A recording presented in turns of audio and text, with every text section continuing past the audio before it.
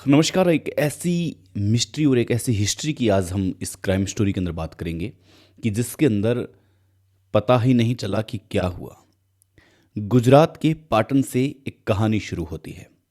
इस कहानी के अंदर अचानक से सुबह लोग उठते हैं, तब देखते हैं कि उनके नाले में बदबूदार पानी आ रहा है। क्योंकि पहले से ही ये मोहल्ला पूरा परेशान था, क्योंकि लवीना नाम की लड़की गायब थी। अब उसकी गुमशुदगी की रिपोर्ट दर्ज करवा चुके थे, लेकिन फिर भी वो नहीं मिली थी। गुरुद्वारे के लिए गई लवीना वापस लौटी ही नहीं थी। दरअसल वो हमेशा जाया करती थी गुरुद्वारे, लेकिन आज ऐसी गई कि वापस लौट करके नहीं आई।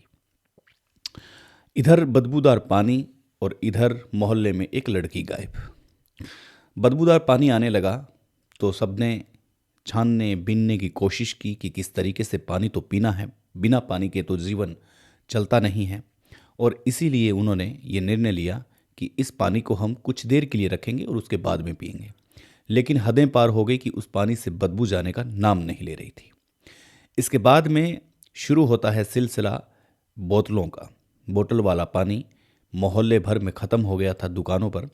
दुकानों में हड़कंप मच गया था और अचानक से पानी के इतने ऑर्डर आने लगे कि ट्रक उतरने लगे। पता चला कि नाले में पानी सबके घरों में ही खराब आ रहा है, केवल एक घर में नहीं। अब इसकी पड़ताल पहुंचते पहुंचते नगर पालिका तक पहुंची, और जैसे ही नगर पालिका तक पहुंची तो नगर पालिका ने ये कोशिश की जानने की आखिर कब से आ रहा है। नगर पालिका के हरकत में आते ही लोग वहां पर जमा हो गए, इकट्ठा हो गए। इधर लवीना का परिवार पूरी तरह से परेशान था कि एक तो बदबूदार पानी आ रहा है, ऊपर से लवीना नहीं मिल रही है। आखिर क्या था कनेक्शन बदबूदार पानी और लवीना से? अब हम आपको सिलसिलेवार बताते हैं। लवीना नाम की लड़की जो कि बहुत खुश थी, उसकी शादी होने वाली थी। 5 दिन बाद में उसकी शादी थी। शादी से पहले उसने प्री वेडिंग भी करवाई और अपने होने वाले हस्बैंड के साथ उसने फ़ोटो शूट करवाए, और रिश्तेदार भी बहुत खुश थे। लहजा दिन बहुत कम थे, इसलिए रिश्तेदार भी लवीना के यहाँ पहुँचने लगे थे। लवीना की एक आदत थी कि वो हमेशा गुरुद्वारा जाती थी। अब गुरुद्वारा जब भी जाती थी तो वो आराम से आहिस्ता आहिस्ता जाती थी।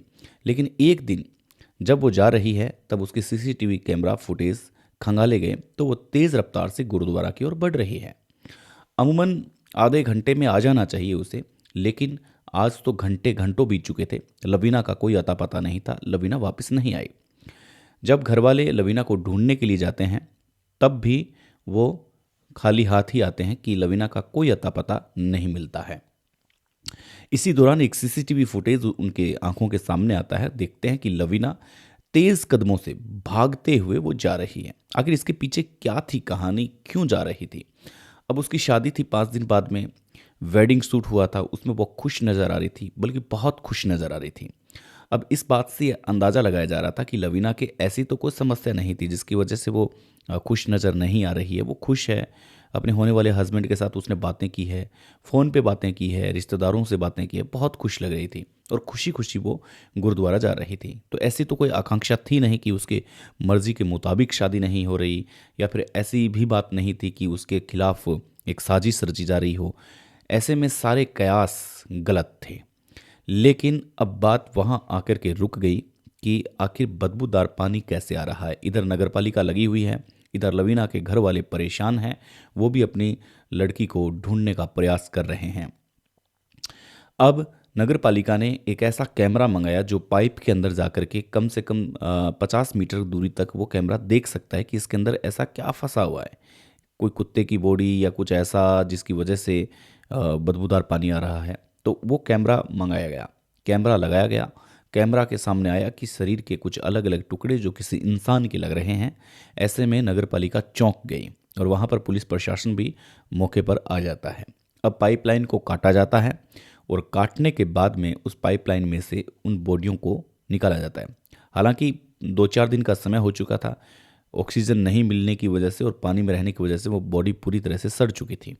उसके बदन के ऊपर भी ऐसा कोई वस्त्र जिसकी वजह से कोई पहचान की जा सके। लेकिन पुलिस को ये भी पता था कि एक लड़की यहाँ की वो गायब है। अब लवीना के माता पिता से पूछताछ की जाती है। इधर रिश्तेदार भी आए हुए हैं, शादी का घर है, 2 दिन बाद में शादी होनी है।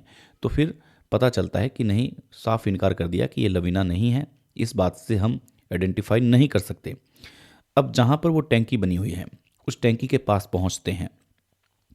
पुलिस इन्वेस्टिगेशन में और नगर पालिका इन्वेस्टिगेशन में टीम वहाँ पर पहुँचती है तो देखती है कि एक दुपट्टा और एक कोई कड़ा है, वो यहाँ पर मिला है। अब वो जैसे ही वहाँ उनको दिखाया जाता है तो फिर माँ बाप ये पहचान लेते हैं कि हाँ, ये लवीना के ही हैं।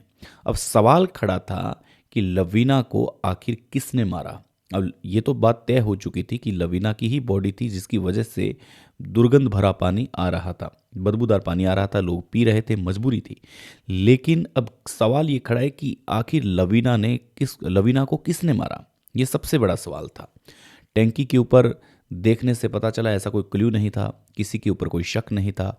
शादी की प्री वेडिंग देखी जिसके अंदर बहुत खुश आ रही थी, नज़र आ रही थी, तो ऐसी कोई बात भी नहीं थी। इसी दरमियान सीसीटीवी फुटेज में एक अनजान व्यक्ति का, जिसका चेहरा साफ तौर पर दिखाई नहीं दे रहा है, वो जाते हुए दिखाई दे रहा था। पुलिस इस नतीजे पर पहुंची कि ये किसी एक व्यक्ति का काम नहीं हो सकता, ये कम से कम 4 से 5 आदमियों ने मिलकर लवीना के साथ कुछ ऐसा किया है, और इस वजह से ही इसकी ये हालत हुई है, क्योंकि बॉडी के अलग अलग पार्ट्स भी कट चुके थे। अब आप ये समझें कि पुलिस के सामने ऐसी चुनौती थी कि यहाँ तक कैसा पहुँचा जाए। अभी भी ये फाइल इन्वेस्टिगेशन का एक हिस्सा है। पुलिस अभी भी इन्वेस्टिगेशन की तह तक नहीं पहुंच पाई है कि आखिर लवीना के साथ क्या हुआ। क्राइम स्टोरी कुछ ऐसी होती है जो कई बार पता नहीं चलता, कई बार चीज़ों का खुलासा हो जाता है, लेकिन जब इस कहानी का राज खुलेगा तब आपके सामने एक बार फिर से हाजिर होंगे। तब तक के लिए नमस्कार। क्राइम कहीं भी हो सकता है, सतर्क रहें, सावचेत रहें। जय हिंद।